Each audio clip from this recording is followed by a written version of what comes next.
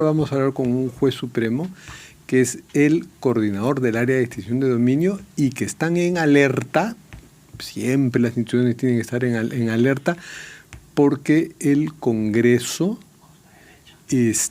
tiene un dictamen que podría llegar al Pleno en el que el sistema de control de dominio, que es la posibilidad de incautar bienes de procesos que no han terminado porque se murió el procesado, porque se dio a la fuga o por otras razones, si uno esperara esas sentencias que no las va a ver, nunca se podrían incautar los bienes. Entonces de ahí viene este concepto de la extinción de dominio, pero mejor que nos las explique bien el juez supremo encargado de este sistema. Gracias por acompañarnos, juez Manuel Luján. Gracias a usted, don Fernando. Un saludo atento a todos tus seguidores. Antes que entrar al tema de control del dominio, le pediría una reflexión sobre lo que ha escuchado del primer ministro Gustavo Adrianzen. Yo creo que todas las cosas en el Perú necesitan siempre que todos pongamos de nuestra parte, haciendo lo que hacemos, lo mejor que podemos hacer. La justicia, el poder judicial en concreto, siempre va a tener una batalla cognitiva con muchos, porque en un proceso judicial siempre hay dos partes. Es inevitable que a las dos les agredemos. Así que ya de entrada alguna ha de sentirse descontenta. Pero la justicia que nos corresponde hacer como jueces, e intentamos hacerla cada día, refleja más bien eso, que estamos haciendo el esfuerzo lo mejor posible para que se intente que todos y todas en el Perú alcancen aquello que les corresponde. Bueno, pues los operadores de justicia tienen que caerles mal al poder, como los periodistas les caemos mal. Hay algo en común. Y yo creo que si no les caemos mal, no haríamos un buen trabajo. Sería sospechoso. Claro que sí. Ahora, hablemos de la extinción de dominio. ¿En qué sentido peligra ese sistema con el dictamen de la Comisión de Justicia? Tiene dos cosas muy brevemente para explicarlas. Primero, ¿de qué se trata la extinción de dominio? Esto comienza hace muchos años, y nos adentramos quizás hasta los griegos, pero vamos a poner un poco más cerca. Hacia fines del siglo pasado, el grupo, los países, sobre todo los más desarrollados, se pusieron de acuerdo para que pudiera haber una respuesta frente a la criminalidad que está creciendo en toda la región, a la criminalidad organizada y a la delincuencia.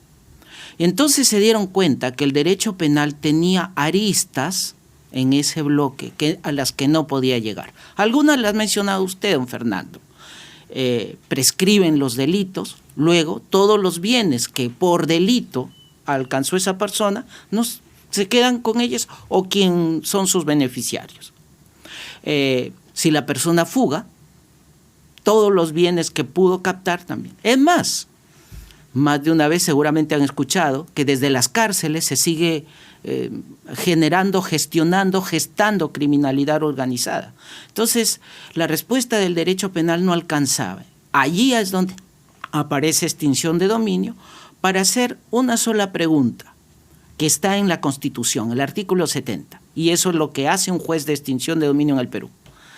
Cada vez que la Fiscalía decide que un bien debe ser extinguido, le pregunta: ¿usted de dónde lo ha tenido? ¿Cómo lo ha conseguido? ¿Por qué lo tiene? ¿Y a qué lo utiliza? Si esta persona sabe responder en el proceso, se lo queda. Y si no, eso pasa al Estado. Allá entonces basta esa diligencia y que la persona no sepa justificar cómo tiene un bien.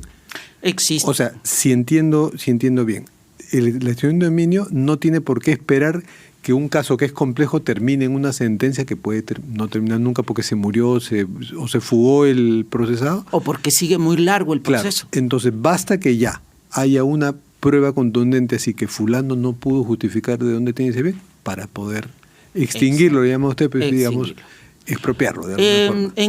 En el mundo son 232 países que tienen este modelo. En algunos se llama decomiso, en otros se llama incautación, en otros se llama extinción de dominio. Suena bonito extinción de dominio, sí, pero hay que explicarlo, Sí, efectivamente. Ahora, esto se entiende mejor con un ejemplo conocido.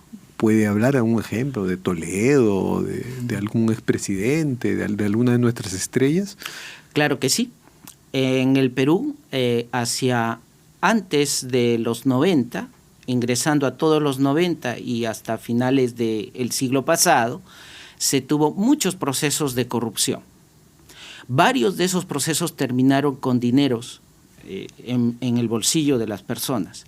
Esos dineros fueron a paraísos fiscales, Luxemburgo, Suiza, Andorra, Panamá. Y bueno, las personas por medio, ya pasó tanto tiempo, algunos murieron por vejez, otros murieron por pandemia, etcétera, etcétera, etcétera, y se quedaban con ese dinero. Esta unción de dominio apareció allí.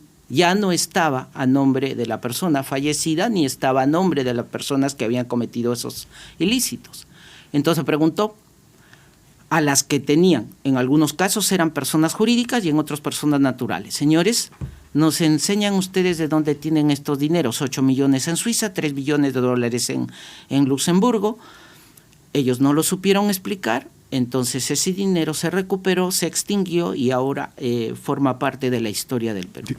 Perdón, hago una pequeña interrupción para decir que hay una noticia de última hora, leo el post de Noticias F, que Irán suspende los vuelos en al menos 3 ciudades, entre ellas Teherán, la capital de Irán, tras fuertes explosiones. Es la retaliación de Israel. Bueno, eso es noticia internacional, siempre hay que estar atentos. Nosotros nos miramos mucho el ombligo, pero bueno, ahora volvamos a lo que estábamos conversando. Sí, es lamentable, por cierto, lo que ocurre en ello, porque entre Israel e Irán hay un conato para que esto se haga una guerra mundial y probablemente... Sí, pues, estamos lejos, pero no debemos sentirnos muy lejos de eso. Exactamente.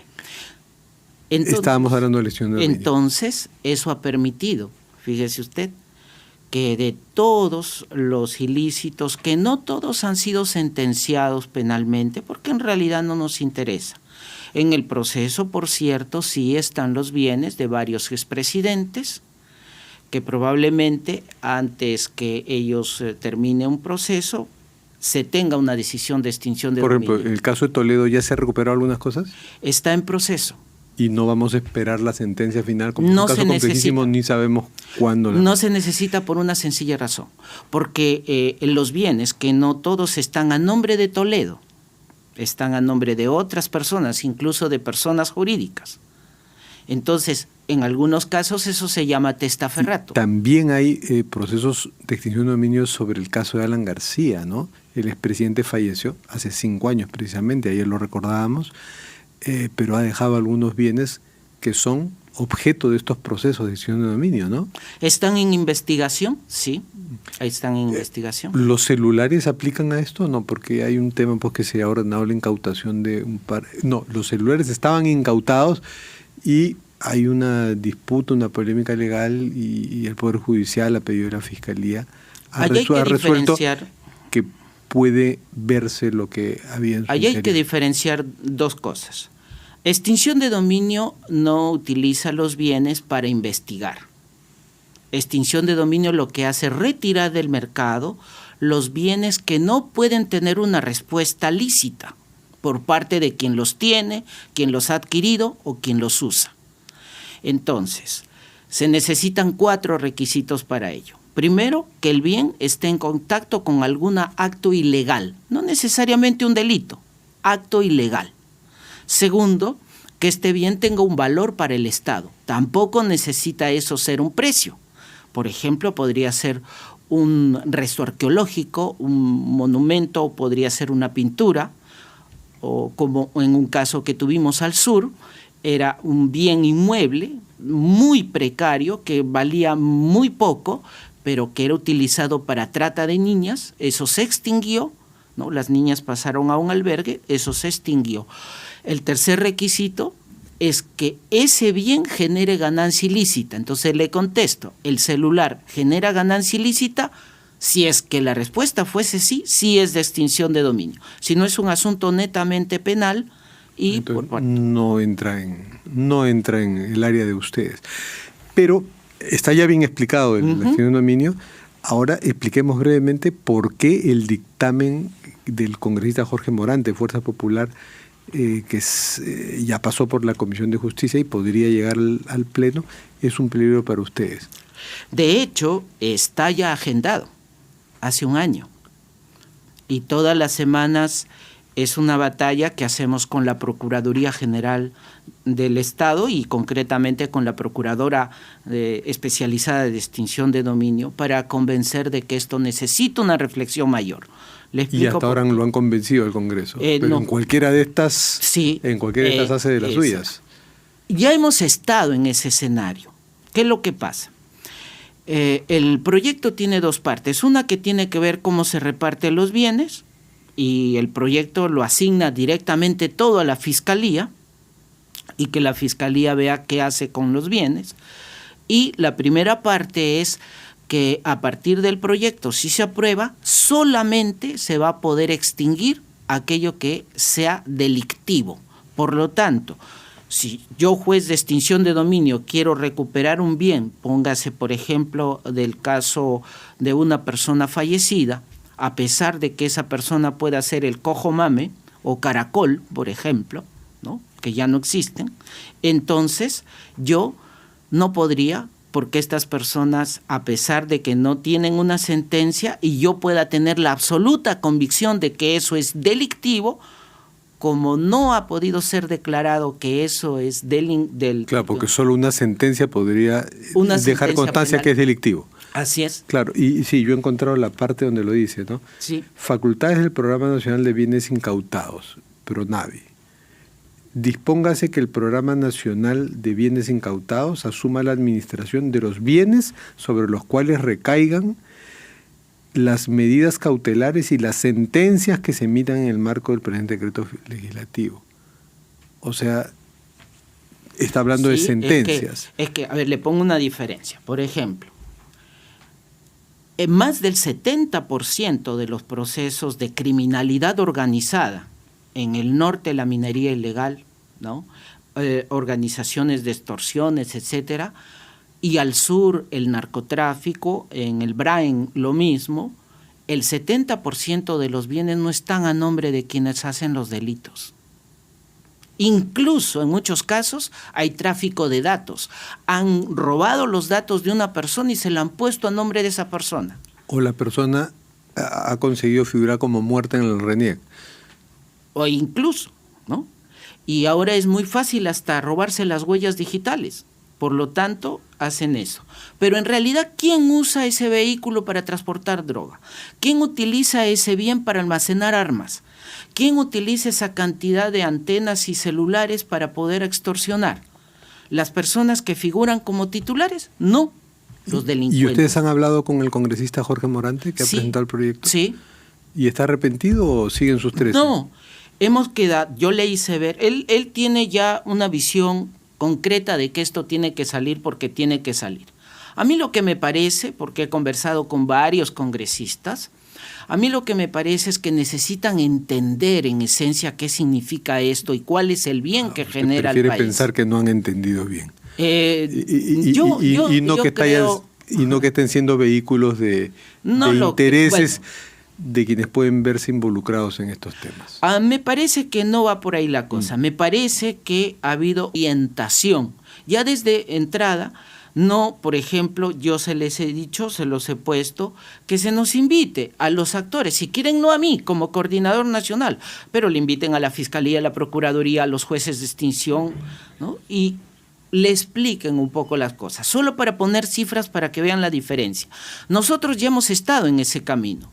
El decreto legislativo 1104, y aquí está su redacción, Fernando, decía exactamente lo que ahora el proyecto 3577-2022 pretende, ¿no?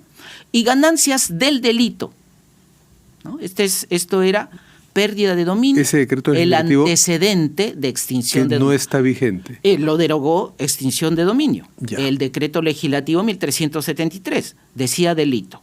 Ahora, si vamos a las cifras para que veas exactamente, ese decreto estuvo vigente desde el 2007 hasta el 2019. Y esto es todo lo que se recuperó en ese tiempo. 6.739.646.97 dólares en 12 años. ¿Y ahora cuánto se ha recuperado? Para terminar. Claro. Con eso terminamos. 93 millones. De 6 millones a 93 millones en 4 años. En 5 años. En 5 años. Bueno, entonces que siga la extinción de dominio, pues Claro. estaremos atentos y vigilantes a eso. Muchas gracias. No, juez gracias Manuel a Luján. usted, don Fernando.